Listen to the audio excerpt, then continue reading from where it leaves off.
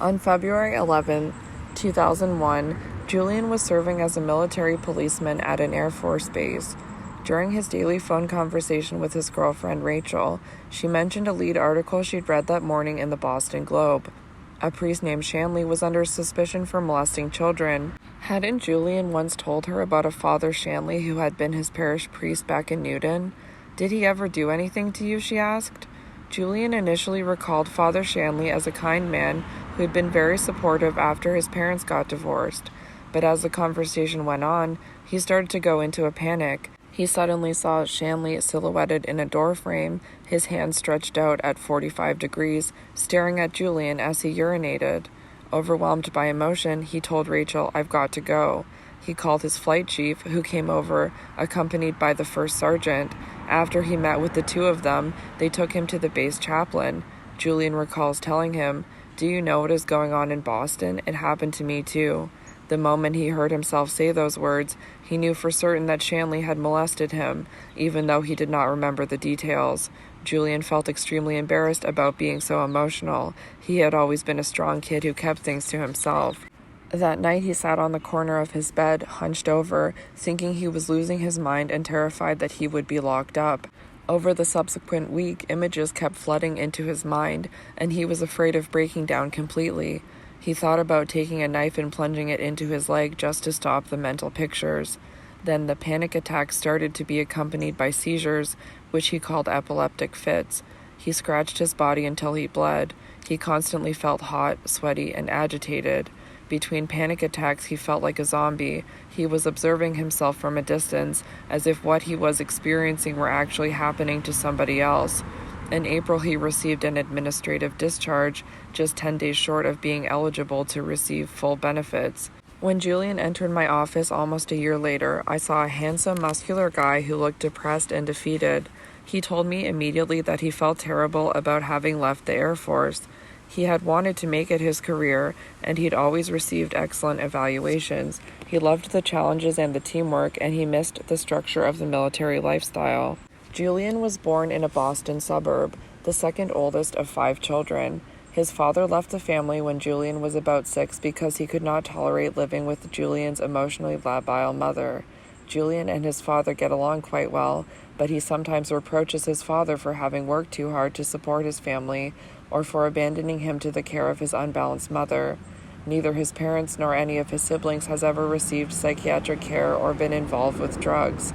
Julian was a popular athlete in high school. Although he had many friends, he felt pretty bad about himself and covered up for being a poor student by drinking and partying. He feels ashamed that he took advantage of his popularity and good looks by having sex with many girls. He mentioned wanting to call several of them to apologize for how badly he treated them. He remembered always hating his body. In high school, he took steroids to pump himself up and smoked marijuana almost every day. He did not go to college, and after graduating from high school, he was virtually homeless for almost a year because he could no longer stand living with his mother. He enlisted to try to get his life back on track. Julian met Father Shanley at age 6 when he was taking a CCD, catechism class at the parish church. He remembered Father Shanley taking him out of the class for confession. Father Shanley rarely wore a cassock, and Julian remembered the priest's dark blue corduroy pants. They would go to a big room with one chair facing another and a bench to kneel on. The chairs were covered with red, and there was a red velvet cushion on the bench. They played cards, a game of war that turned into strip poker. Then he remembered standing in front of a mirror in that room. Father Shanley made him bend over. He remembered Father Shanley putting a finger into his anus. He does not think Shanley ever penetrated him with his penis, but he believes that the priest fingered him on numerous occasions. Other than that, his memories were quite incoherent and fragmentary. He had flashes of images of Shanley's face and of isolated incidents. Shanley standing in the door of the bathroom, the priest going down on his knees and moving it around with his tongue. He could not say how old he was when that happened. He remembered the priest telling him how to perform oral sex, but he did not remember actually doing it. He remembered passing out pamphlets in church and then Father Shanley sitting next to him in a pew, fondling him with one hand and holding Julian's hand on himself with the other. He remembered that, as he grew older, Father Shanley would pass close to him and caress his penis. Paul did not like it, but did not know what to do to stop it. After all, he told me, Father Shanley was the closest thing to God in my neighborhood. In addition to these memory fragments, traces of his sexual abuse were clearly being activated and replayed. Sometimes when he was having sex with his girlfriend, the priest's image popped into his head, and as he said, he would lose it. A week before I interviewed him, his girlfriend had pushed a finger into his mouth and playfully said, "You give good head." Julian jumped up and screamed, "If you ever say that again, I'll fucking kill you." Then, terrified, they both started to cry. This was followed by one of Julian's epileptic fits, in which he curled up in a fetal position, shaking and whimpering like a baby. While telling me this, Julian looked very small and very frightened. Julian alternated between feeling sorry for the old man that Father Shanley had become and simply wanting to take him into a room somewhere and kill him. He also spoke repeatedly of how ashamed he felt, how hard it was to admit that he could not protect himself. "Nobody fucks with me, and now I have to tell you this." His self-image was of a big, tough Julian. How do we make sense of a story like Julian's, years of apparent forgetting, followed by fragmented, disturbing images, dramatic physical symptoms, and sudden reenactments? As a therapist treating people with a legacy of trauma, my primary concern is not to determine exactly what happened to them, but to help them tolerate the sensations, emotions, and reactions they experience without being constantly hijacked by them. When the subject of blame arises, the central issue that needs to be addressed is usually self-blame, accepting that the trauma was not their fault, that it was not caused by some defect in themselves, and that no one could ever have deserved what happened to them. Once a legal case is involved, however, determination of culpability becomes primary, and with it the admissibility of evidence. I had previously examined 12 people who had been sadistically abused as children in a Catholic orphanage in Burlington, Vermont. They had come forward with many other claimants more than 4 decades later, and although none had had any contact with the others until the first claim was filed, their abuse memories were astonishingly similar. They all named the same names and the particular abuses that each nun or priest had committed, in the same rooms, with the same furniture, and as part of the same daily routines. Most of them subsequently accepted an out-of-court settlement from the Vermont diocese. Before a case goes to trial, the judge holds a so-called Duber hearing to set the standards for expert testimony to be presented to the jury. In a 1996 case, I had convinced a federal circuit court judge in Boston that it was common for traumatized people to lose all memories of the event in question, only to regain access to them in bits and pieces at a much later date. The same standards would apply in Julian's case. While my report to his lawyer remains confidential, it was based on decades of clinical experience and research on traumatic memory, including the work of some of the great pioneers of modern psychiatry. Normal versus traumatic memory. We all know how fickle memory is. Our stories change and are constantly revised and updated. When my brothers, sisters, and I talk about events in our childhood, we always end up feeling that we grew up in different families. So many of our memories simply do not match. Such autobiographical memories are not precise reflections of reality. They are stories we tell to convey our personal take on our experience. The extraordinary capacity of the human mind to rewrite memory is illustrated in the Grant study of adult development, which has systematically followed the psychological and physical health of more than 200 Harvard men from their sophomore years of 1939 to 44 to the present. Of course, the designers of the study could not have anticipated that most of the participants would go off to fight in World War II, but we can now track the evolution of their wartime memories. The men were interviewed in detail about their war experiences in 1945, 1946, and again in 1989, 1990. 4.5 decades later, the majority gave very different accounts from the narratives recorded in their immediate post-war interviews. With the passage of time, events had been bleached of their intense horror. In contrast, those who had been traumatized and subsequently developed PTSD did not modify their accounts. Their memories were preserved essentially intact 45 years after the war ended. Whether we remember a particular event at all, and how accurate our memories of it are, largely depends on how personally meaningful it was and how emotional we felt about it at the time. The key factor is our level of arousal. We all have memories associated with particular people, songs, smells, and places that stay with us for a long time. Most of us still have precise memories of where we were and what we saw on Tuesday, September 11, 2001, but only a fraction of us recall anything in particular about September 10. Most day-to-day experience passes immediately into oblivion. On ordinary days, we don't have much to report when we come home in the evening. The mind works according to schemes or maps, and incidents that fall outside the established pattern are most likely to capture our attention. If we get a raise or a friend tells us some exciting news, we will retain the details of the moment, at least for a while. We remember insults and injuries best. The adrenaline that we secrete to defend against potential threats helps to engrave those incidents into our minds. Even if the content of the remark fades, our dislike for the person who made it usually persists. When something terrifying happens, like seeing a child or a friend get hurt in an accident, we will retain an intense and largely accurate memory of the event for a long time. As James McGaugh and colleagues have shown, the more adrenaline you secrete, the more precise your memory will be. But that is true only up to a certain point. Confronted with horror, especially the horror of inescapable shock, the system becomes overwhelmed and breaks down. Of course, we cannot monitor what happens during a traumatic experience, but we can reactivate the trauma in the laboratory, as was done for the brain scans in chapters 3 and 4.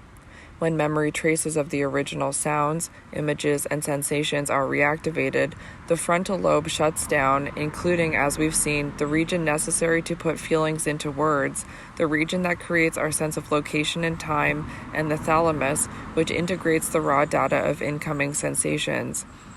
At this point, the emotional brain, which is not under conscious control and cannot communicate in words, takes over.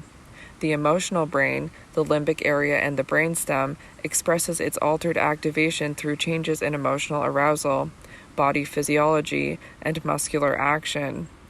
Under ordinary conditions, these two memory systems, rational and emotional, collaborate to produce an integrated response, but high arousal not only changes the balance between them, but also disconnects other brain areas necessary for the proper storage and integration of incoming information, such as the hippocampus and the thalamus.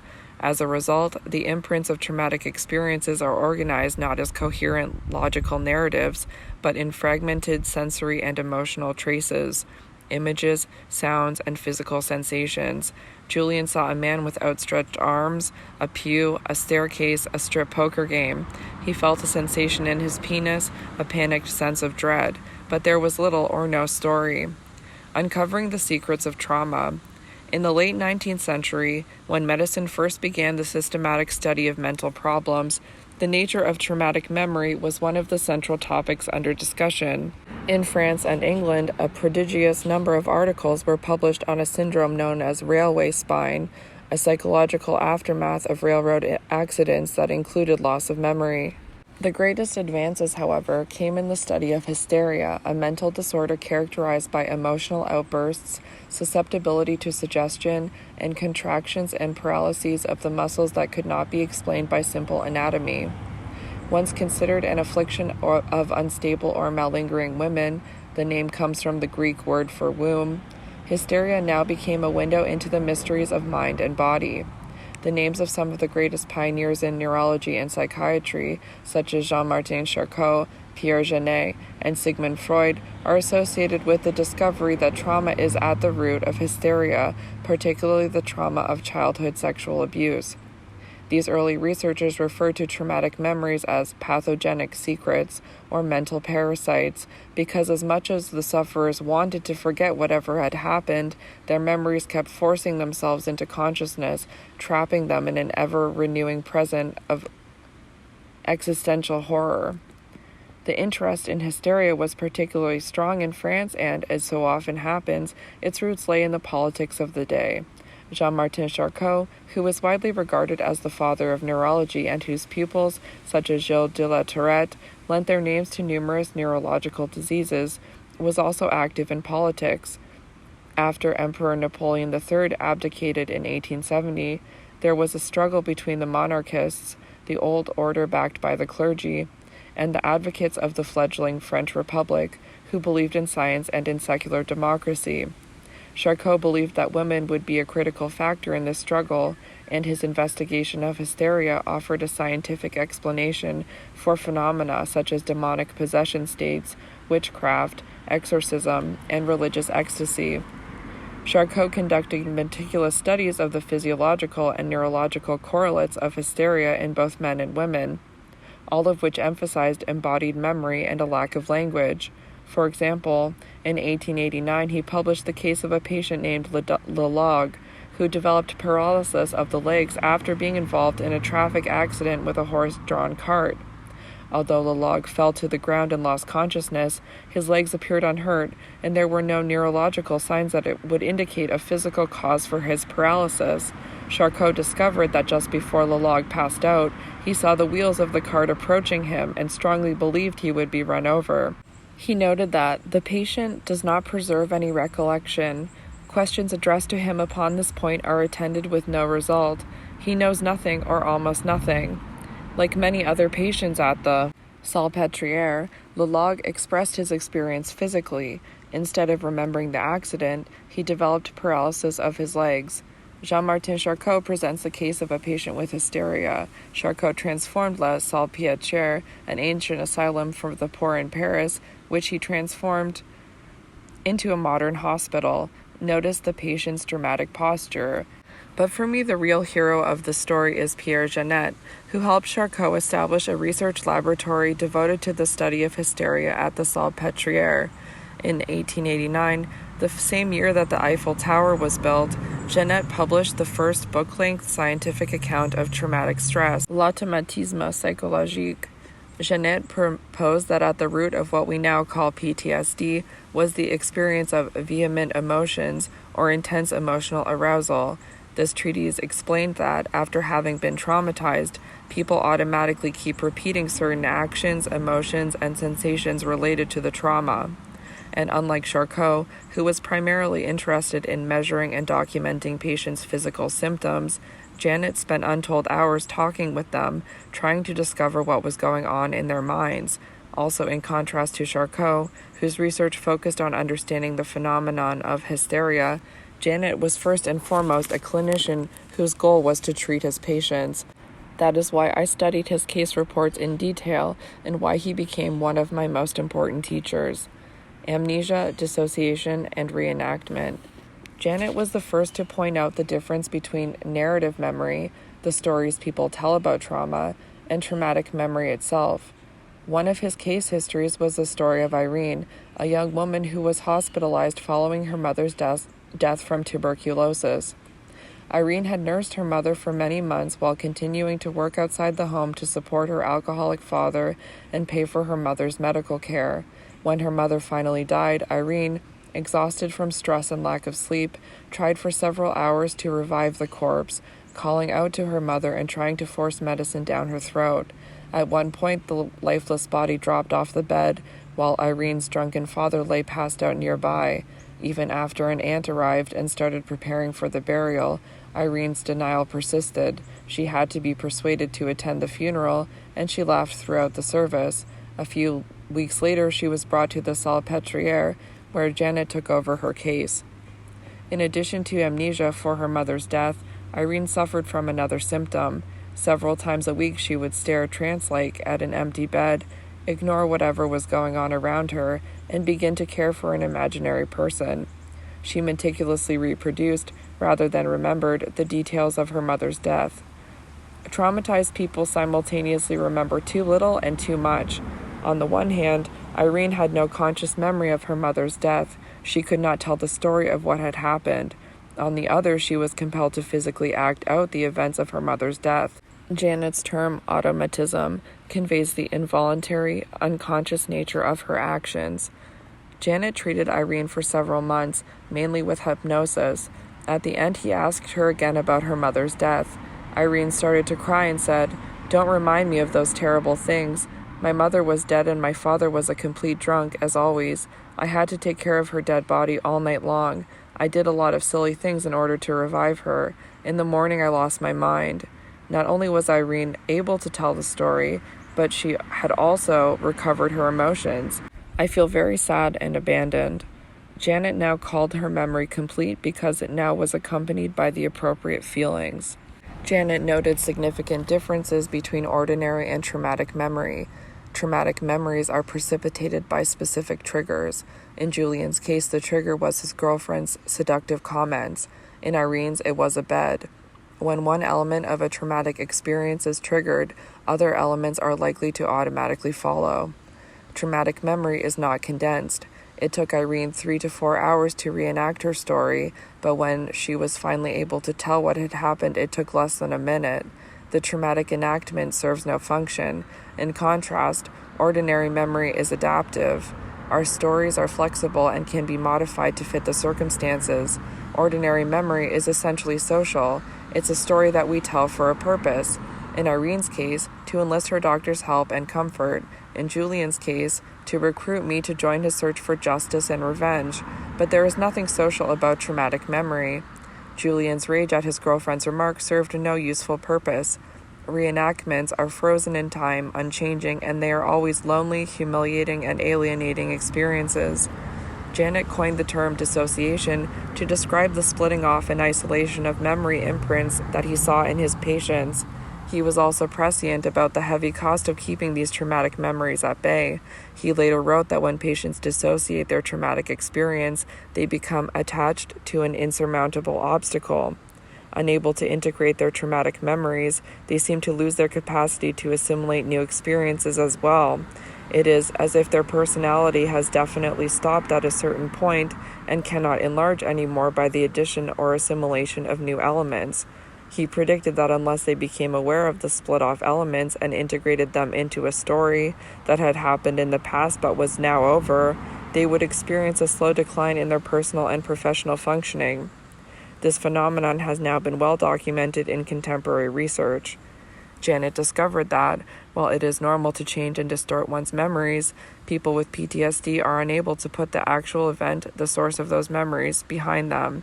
Dissociation prevents the trauma from becoming integrated within the conglomerated, ever-shifting stories of autobiographical memory, in essence creating a dual memory system.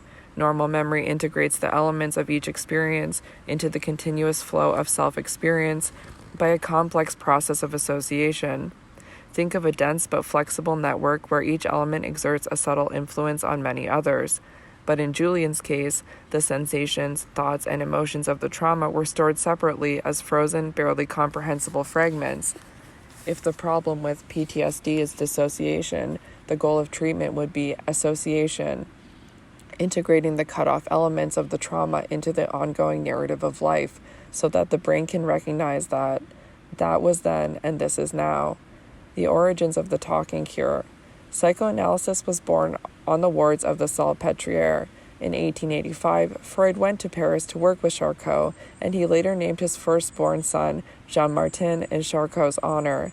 In 1893, Freud and his Viennese mentor, Joseph Breuer, cited both Charcot and Janet in a brilliant paper on the cause of hysteria. Hysterics suffer mainly from reminiscences, they proclaim, and go on to note that these memories are not subject to the wearing away process of normal memories, but persist for a long time with astonishing freshness. Nor can traumatized people control when they will emerge. We must mention another remarkable fact, namely that these memories, unlike other memories of their past lives, are not at the patient's disposal. On the contrary, these experiences are completely absent from the patient's memory when they are in a normal psychical state, or are only present in a highly summary form. All italics in the quoted passages are Breuer and Freud's. Breuer and Freud believed that traumatic memories were lost to ordinary consciousness either because circumstances made a reaction impossible or because they started during severely paralyzing affects, such as fright. In 1896, Freud boldly claimed that the ultimate cause of hysteria is always the seduction of the child by an adult. Then, faced with his own evidence of an epidemic of abuse in the best families of Vienna, one he noted that would implicate his own father, he quickly began to retreat. Psychoanalysis shifted to an emphasis on unconscious wishes and fantasies, though Freud occasionally kept acknowledging the reality of sexual abuse. After the horrors of World War I confronted him with the reality of combat neuroses, Freud reaffirmed that lack of verbal memory is central in trauma and that, if a person does not remember, he is likely to act out. He reproduces it not as a memory but as an action. He repeats it without knowing, of course, that he is repeating, and in the end, we understand that this is his way of remembering. The lasting legacy of Breuer and Freud's 1893 paper is what we now call the talking cure. We found to our great surprise at first that each individual hysterical symptom immediately and permanently disappeared when we had succeeded in bringing clearly to light the memory of the event by which it was provoked and in arousing its accompanying affect. And when the patient had described that event in the greatest possible detail and had put the affect into words, all italics in original, recollection without affect almost invariably produces no result.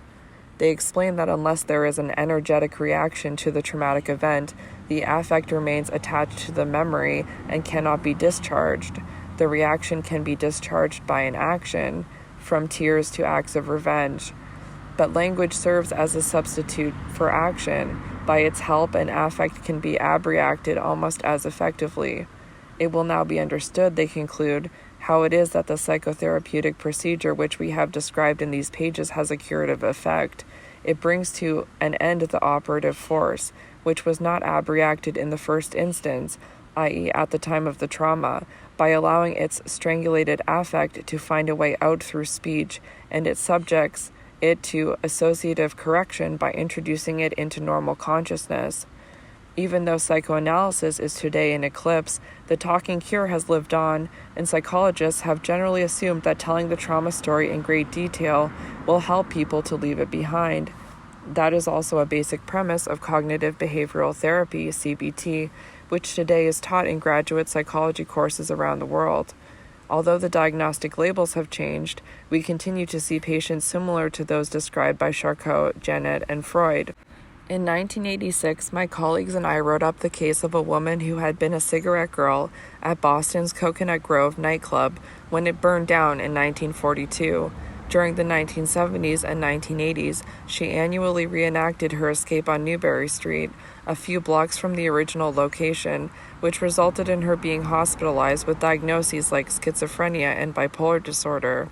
In 1989, I reported on a Vietnam veteran who yearly staged an armed robbery on the exact anniversary of a buddy's death. He would put a finger in his pants pocket, claim that it was a pistol, and tell a shopkeeper to empty his cash register, giving him plenty of time to alert the police. This unconscious attempt to commit suicide by cop came to an end after a judge referred the veteran to me for treatment. Once we had dealt with his guilt about his friend's death, there were no further reenactments. Such incidents raise a critical question. How can doctors, police officers, or social workers recognize that someone is suffering from traumatic stress as long as he reenacts rather than remembers? How can patients themselves identify the source of their behavior? If their history is not known, they are likely to be labeled as crazy or punished as criminals rather than helped to integrate the past. Traumatic memory on trial. At least 24 men had claimed they were molested by Paul Shanley, and many of them reached civil settlements with the Boston Archdiocese. Julian was the only victim who was called to testify in Shanley's trial. In February 2005, the former priest was found guilty on 2 counts of raping a child and 2 counts of assault and battery on a child. He was sentenced to 12 to 15 years in prison. In 2007, Shanley's attorney, Robert F. Shaw Jr., filed a motion for a new trial, challenging Shanley's convictions as a miscarriage of justice.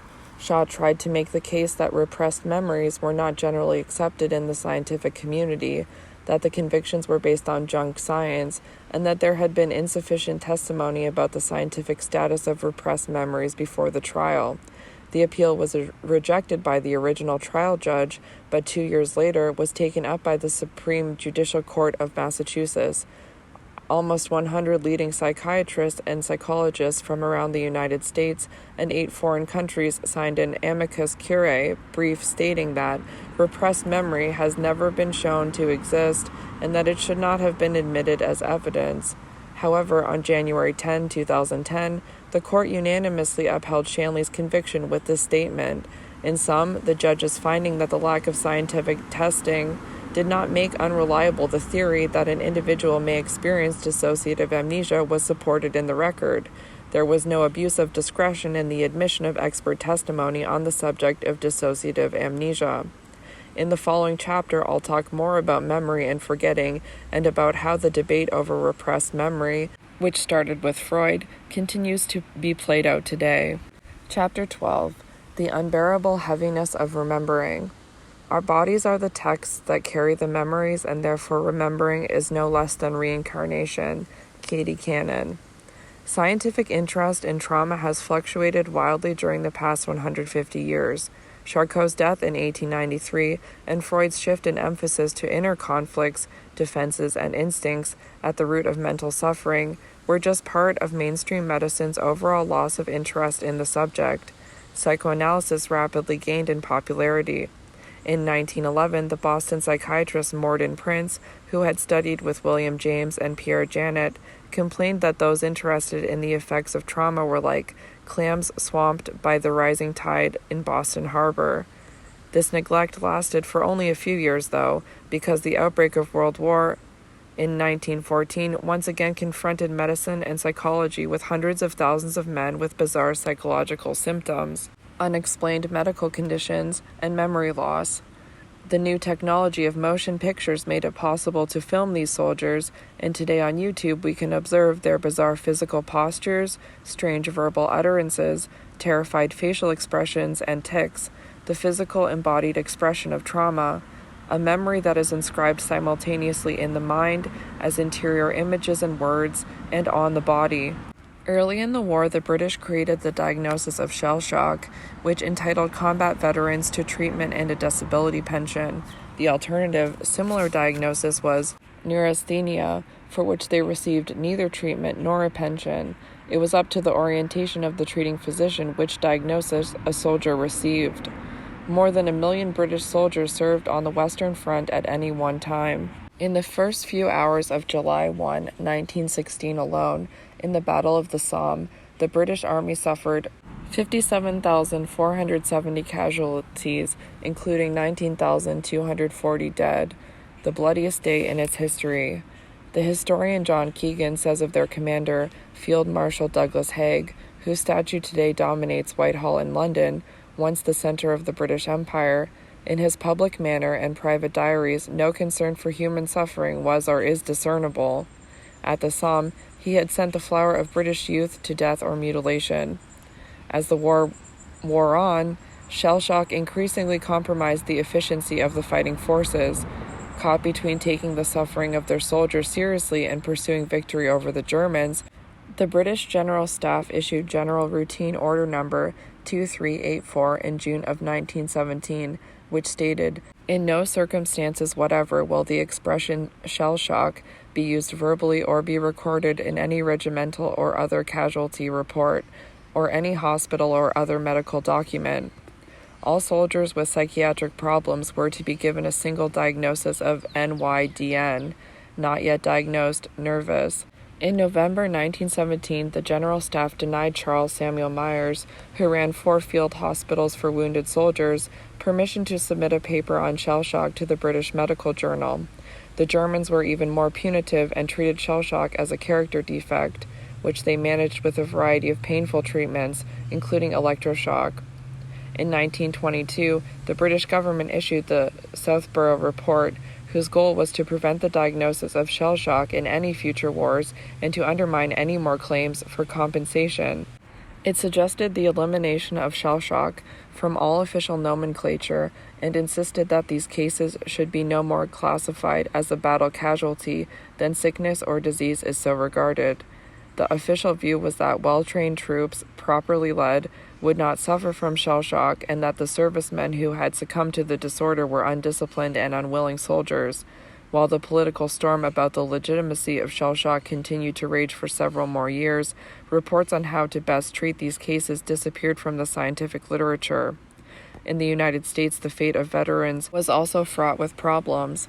In 1918, when they returned home from the battlefields of France and Flanders, they had been welcomed as national heroes, just as the soldiers returning from Iraq and Afghanistan are today. In 1924, Congress voted to award them a bonus of $1.25 for each day they had served overseas, but disbursement was postponed until 1945. By 1932, the nation was in the middle of the Great Depression, and in May of that year, about 15,000 unemployed and penniless veterans camped on the Mall in Washington, D.C. to petition for immediate payment of their bonuses. The Senate defeated the bill to move up disbursement by a vote of 62 to 18. A month later, President Hoover ordered the Army to clear out the veterans' encampment. Army Chief of Staff General Douglas MacArthur commanded the troops, supported by 6 tanks. Major Dwight D. Eisenhower was the liaison with the Washington police, and Major George Patton was in charge of the cavalry. Soldiers with fixed bayonets charged, hurling tear gas into the crowd of veterans. The next morning, the mall was deserted and the camp was in flames. The veterans never received their pensions.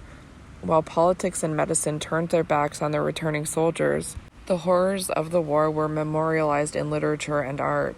In All Quiet on the Western Front, a novel about the war experiences of frontline soldiers by the German writer Erich Maria Remarque, the book's protagonist, Paul Baumer, spoke for an entire generation. I am aware that I, without realizing it, have lost my feelings. I don't belong here anymore. I live in an alien world. I prefer to be left alone, not disturbed by anybody. They talk too much. I can't relate to them. They are only busy with superficial things. Published in 1929, the novel instantly became an international bestseller, with translations in 25 languages. The 1930 Hollywood film version won the Academy Award for Best Picture. But when Hitler came to power a few years later, All Quiet on the Western Front was one of the first degenerate books the Nazis burned in the public square in front of Humboldt University in Berlin. Apparently, awareness of the devastating effects of war on soldiers' minds would have constituted a threat to the Nazis' plunge into another round of insanity. Denial of the consequences of trauma can wreak havoc with the social fabric of society. The refusal to face the damage caused by the war and the intolerance of weakness played an important role in the rise of fascism and militarism around the world in the 1930s. The extortionate war reparations of the Treaty of Versailles further humiliated an already disgraced Germany. German society, in turn, dealt ruthlessly with its own traumatized war veterans, who were treated as inferior creatures. This cascade of humiliations of the powerless set the stage for the ultimate debasement of human rights under the Nazi regime, the moral justification for the strong to vanquish the inferior, the rationale for the ensuing war. The new face of trauma. The outbreak of World War II prompted Charles Samuel Myers and the American psychiatrist Abram Gardner to publish the accounts of their work with World War I soldiers and veterans. Shell shock in France, 1914 to 1918, 1940, and the traumatic neuroses of war, 1941, served as the principal guides for psychiatrists who were treating soldiers in the new conflict who had war neuroses. The U.S. war effort was prodigious, and the advances in frontline psychiatry reflected that commitment. Again, YouTube offers a direct window on the past. Hollywood director John Huston's documentary, Let There Be Light, 1946, shows the predominant treatment for war neuroses at that time, hypnosis. In Huston's film, made while he was serving in the Army Signal Corps, the doctors are still patriarchal and the patients are still terrified young men. But they manifest their trauma differently. While the World War I soldiers flail, have facial tics, and collapse with paralyzed bodies, the following generation talks and cringes. Their bodies still keep the score, their stomachs are upset, their hearts race, and they are overwhelmed by panic. But the trauma did not just affect their bodies. The trance state induced by hypnosis allowed them to find words for the things they had been too afraid to remember: their terror, their survivor's guilt, and their conflicting loyalties. It also struck me that these soldiers seemed to keep a much tighter lid on their anger and hostility than the younger veterans I'd worked with. Culture shapes the expression of traumatic stress. The feminist theorist Germaine Greer wrote about the treatment of her father's PTSD after World War II. When the medical officers examined men exhibiting severe disturbances, they almost invariably found the root cause in pre-war experience. The sick men were not first-grade fighting material. The military proposition is that it is not war which makes men sick, but that sick men cannot fight wars. It seems unlikely the doctors did her father any good, but Greer's efforts to come to grips with his suffering undoubtedly helped fuel her exploration of sexual domination in all its ugly manifestations of rape, incest, and domestic violence. When I worked at the VA, I was puzzled that the vast majority of the patients we saw on the psychiatry service were young, recently discharged Vietnam veterans, while the corridors and elevators that led to the medical departments were filled by old men. Curious about this disparity, I conducted a survey of the World War II veterans in the medical clinics in 1983. The vast majority of them scored positive for PTSD on the rating scales that I administered, but their treatment focused on medical rather than psychiatric complaints. These veterans communicated their distress via stomach cramps and chest pains, rather than with nightmares and rage, from which my research showed they also suffered.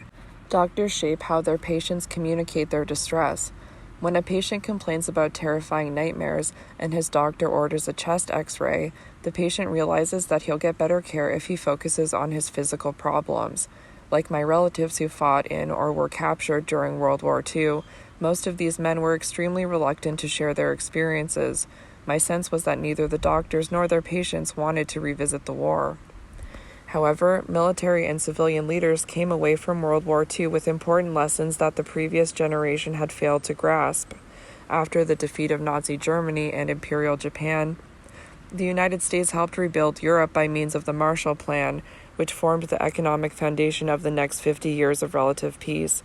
At home, the GI Bill provided millions of veterans with educations and home mortgages, which promoted general economic well-being and created a broad-based, well-educated middle class. The armed forces led the nation in racial integration and opportunity. The Veterans Administration built facilities nationwide to help combat veterans with their health care. Still, with all this thoughtful attention to the returning veterans, the psychological scars of war went unrecognized, and traumatic neuroses disappeared entirely from official psychiatric nomenclature. The last scientific writing on combat trauma after World War II appeared in 1947. Trauma rediscovered.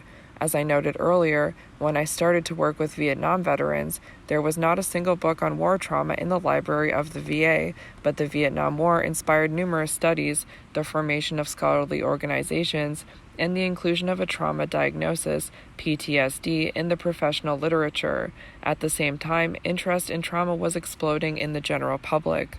In 1974, Friedman and Kaplan's comprehensive textbook of psychiatry stated that incest is extremely rare and does not occur in more than 1 out of 1.1 million people. As we have seen in Chapter 2, this authoritative textbook then went on to extol the possible benefits of incest. Such incestuous activity diminishes the subject's chance of psychosis and allows for a better adjustment to the external world. The vast majority of them were none the worse for the experience. How misguided those statements were became obvious when the ascendant feminist movement, combined with awareness of trauma in returning combat veterans, emboldened tens of thousands of survivors of childhood sexual abuse, domestic abuse, and rape to come forward. Consciousness-raising groups and survivor groups were formed, and numerous popular books, including The Courage to Heal, 1988, a best-selling self-help book for survivors of incest, and Judith Herman's book, Trauma and Recovery, 1992, discussed the stages of treatment and recovery in great detail. Cautioned by history, I began to wonder if we were headed toward another backlash like those of 1895, 1917, and 1947 against acknowledging the reality of trauma. That proved to be the case, for by the early 1990s, articles had started to appear in many leading newspapers and magazines in the United States and in Europe about a so-called false memory syndrome in which psychiatric patients supposedly manufactured elaborate false memories of sexual abuse, which they then claimed had lain dormant for many years before being recovered. What was striking about these articles was the certainty with which they stated that there was no evidence that people remember trauma any differently than they do ordinary events. I vividly recall a phone call from a well-known news weekly in London telling me that they planned to publish an article about traumatic memory in their next issue and asking me whether I had any comments on the subject. I was quite enthusiastic about their question and told them that memory loss for traumatic events had first been studied in England well over a century earlier. I mentioned John Erik Erikson and Frederick Myers' work on railway accidents in the 1860s and 1870s, and Charles Samuel Myers and W.H.R. Rivers's extensive studies on memory problems in combat soldiers of World War I. I also suggested they look at an article published in The Lancet in 1944, which described the aftermath of the rescue of the entire British Army from the beaches of Dunkirk in 1940. More than 10% of the soldiers who were studied had suffered from major memory loss after the evacuation. The following week, the magazine told its readers that there was no evidence whatsoever that people sometimes lose some or all memory for traumatic events. The issue of delayed recall of trauma was not particularly controversial when Myers and Gardiner first described this phenomenon in their books on combat neuroses in World War I. When major memory loss was observed after the evacuation from Dunkirk, or when I wrote about Vietnam veterans and the survivor of the Coconut Grove nightclub fire. However, during the 1980s and early 1990s, as similar memory problems began to be documented in women and children in the context of domestic abuse, the efforts of abuse victims to seek justice against their alleged perpetrators moved the issue from science into politics and law. This, in turn, became the context for the pedophile scandals in the Catholic Church, in which memory experts were pitted against one another in courtrooms across the United States and later in Europe and Australia. Experts testifying on behalf of the Church claimed that memories of childhood sexual abuse were unreliable at best, and that the claims being made by alleged victims more likely resulted from false memories implanted in their minds by therapists who were oversympathetic, credulous, or driven by their own agendas. During this period, I examined more than 50 adults who, like Julian, remembered having been abused by priests. Their claims were denied in about half the cases. The science of repressed memory. There have, in fact, been hundreds of scientific publications spanning well over a century, documenting how the memory of trauma can be repressed, only to resurface years or decades later. Memory loss has been reported in people who have experienced natural disasters, accidents, war trauma, kidnapping, torture, concentration camps, and physical and sexual abuse. Total memory loss is most common in childhood sexual abuse, with incidents ranging from 19% to 38%. This issue is not particularly controversial. As early as 1980, the DSM-3 recognized the existence of memory loss for traumatic events in the diagnostic criteria for dissociative amnesia, an inability to recall important personal information, usually of a traumatic or stressful nature, that is too extensive to be explained by normal forgetfulness. Memory loss has been part of the criteria for PTSD since that diagnosis was first introduced. One of the most interesting studies of repressed memory was conducted by Dr. Linda Meyer Williams, which began when she was a graduate student in sociology at the University of Pennsylvania in the early 1970s.